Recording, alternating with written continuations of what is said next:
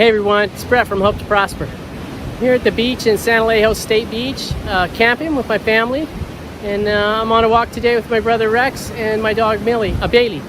So anyways, just a beautiful place, beautiful location. So hope you enjoyed the beach footage, and I will talk to you soon and let you know what's on my mind. All right, thanks for coming by. I just got back from camping at the beach, and it was a wonderful experience. I've lived at the beach for over 40 years now, so I'm pretty used to the beautiful scenery and the nice weather and the sunshine and the ocean. But the amazing part of this trip was the friends and family that we went camping with. My cousin reserved the camp spots about 6 months ago, and they invited us along. So all we need to do was show up with our family and our camping gear. And I got to do so many incredible things. I got to go surfing with my son and my cousin. I slept in a tent, which I haven't done for many years. So it was like real camping. And all the kids and grandkids just hung out together and played for the whole weekend. Went down to the beach and checked the tidal pools.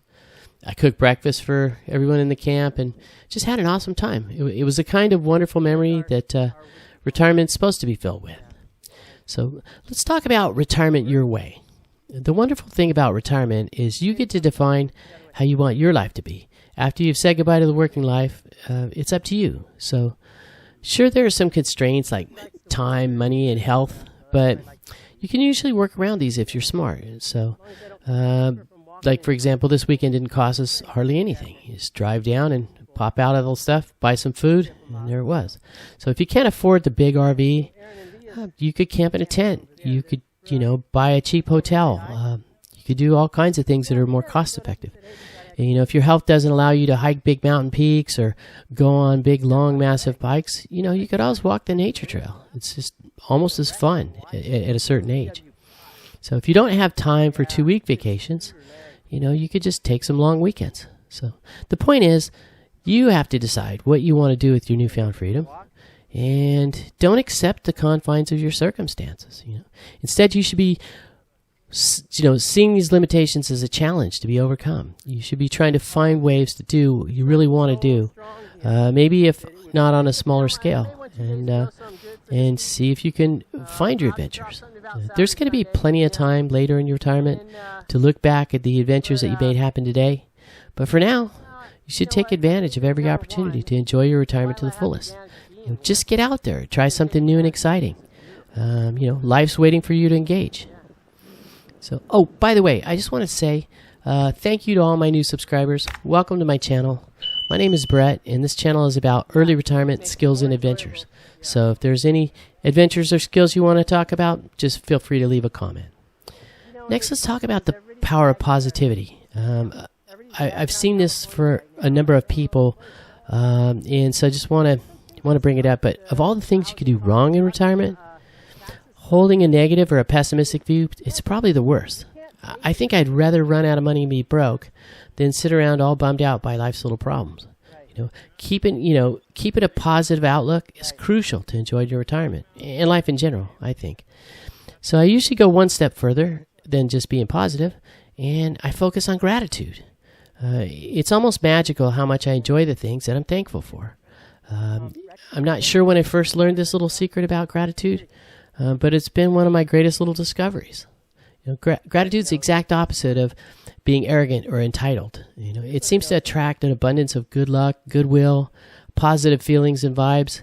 It just, like I said, it's almost magical. So great experiences, in my opinion, they start with gratitude.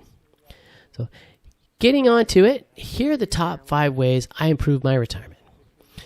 Number 1 is definitely freedom and autonomy. I talked about this before, but your freedom is something that's really hard to explain to somebody who doesn't have it. Back when you're working and your time is owed to the man basically to earn a living, you have no idea how sweet that freedom is going to be when you wake up in the morning and your time is your own. And then also there's autonomy.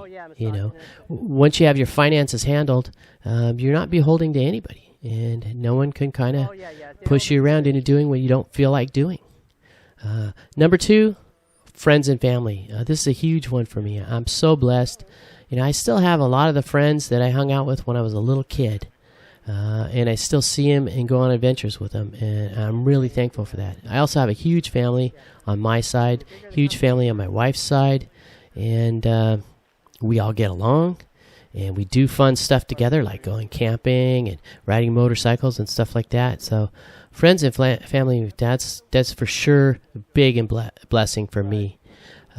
3, travel and adventure. I know I talk it up a bit, but my whole goal in retirement is to go places and to see things that I wanted to see my whole life, and I'm just finally getting the opportunity. So travel and adventure is a big thing for me. It really improves my retirement, and like I said, when I'm older and I look back, I have videos of all these adventures. I have something that I've done in my life that I'm really happy about. 4th is health and well-being. This is something that I have way taken for granted, and I need to stop doing that. There was a time when I was working when I got way overweight. My blood pressure was high, my blood sugar was high.